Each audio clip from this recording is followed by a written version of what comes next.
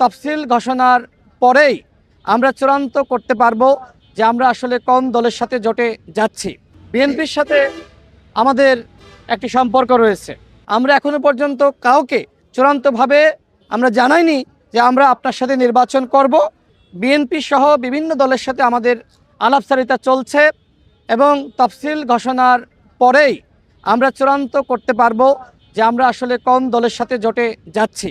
দেখেন, বাংলাদেশে কোনো দলই এককভাবে নির্বাচনে যায় না। বিএনপি বড় দল, তারাও কিন্তু অতীতে জোটগতভাবে নির্বাচন করেছে। জামাত ইসলাম এর আগে বিএনপির সাথে জোটগতভাবে নির্বাচন করেছে এবং আওয়ামী লীগ স্বৈরাচারী শক্তি, তারাও কিন্তু জোটগতভাবে নির্বাচন করেছে।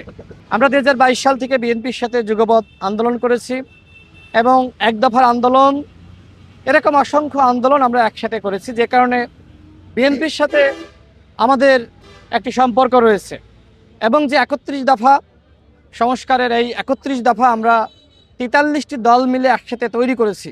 সেখানে জাতীয় সরকারের কথা বলা আছে এবং আমাদের দল গণ অধিকার পরিষদ, আমরা মনে করি বাংলাদেশের পরিবর্তনে, বাংলাদেশের সংস্কারে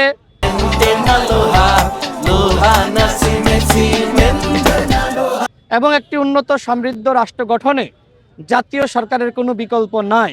তো সেক্ষেত্রে একসাথে নির্বাচন পরিষদ জোটগতভাবে নির্বাচন করার ব্যাপারে বিএনপি সহ অনেক ফ্যাসিবাদ বিরোধী যে শক্তিগুলো রয়েছে তাদের সাথে আলোচনা করেছে। অনেকে চায় যে আমরা তাদের সাথে জোট বেঁধে নির্বাচন করি। আমরা এখনো পর্যন্ত এককভাবেই আমাদের নির্বাচনের কার্যক্রম আমরা পরিচালনা করছি, গণসংযোগ করছি, মানুষের কাছে যাচ্ছি। আমরা 200 আসনের প্রার্থী ঘোষণা করেছি।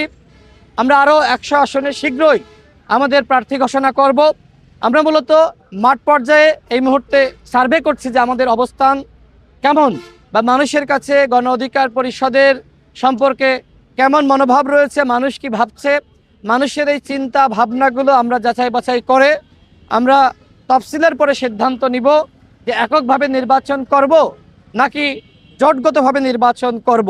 এর পাশাপাশি অন্যান্য যে ফ্যাসিবাদ বিরোধী শক্তি রয়েছে তারাও বিভিন্ন সময় আমাদের সাথে আলোচনা করেছে, আমাদেরকে আহ্বান জানিয়েছে আমরা যাতে তাদের সাথে নির্বাচন করি। আমরা এখনো পর্যন্ত কাউকে চূড়ান্তভাবে আমরা জানাইনি যে আমরা আপনার সাথে নির্বাচন করব।